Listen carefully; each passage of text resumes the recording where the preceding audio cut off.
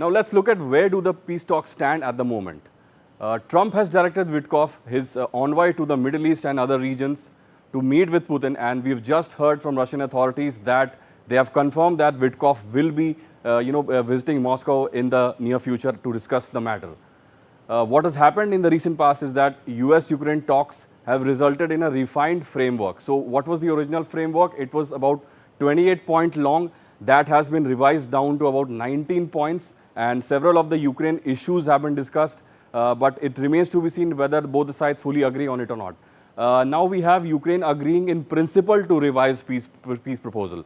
So Ukraine, what it has done is that it has agreed in principle to the proposal, but there are several key issues that it still needs to discuss with Trump when Zelensky and Trump meet. We will be looking at those issues. Trump hopes to meet Putin and Zelensky if the deal is finalized. So Trump has made this condition clear in the last 24 hours or so that he will only meet both the leaders when there is a final deal in place, when both the leaders agree to the deal.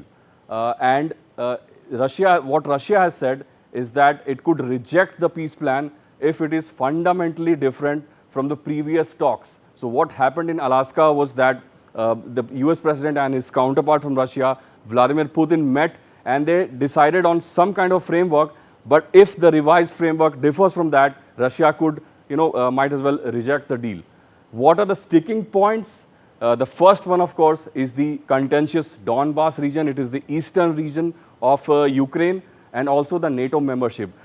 Coming back to Donbas, it is probably, the most important region that Ukraine still has somewhat in its control, but it's mostly been annexed by Russia. So whatever the remaining part Ukraine has, Russia wants that, and Ukraine wouldn't want to let it go. That is the biggest contentious point as far as the peace deal is concerned. That will be discussed heavily. And NATO membership, of course, Russia has been, quite vocal about it.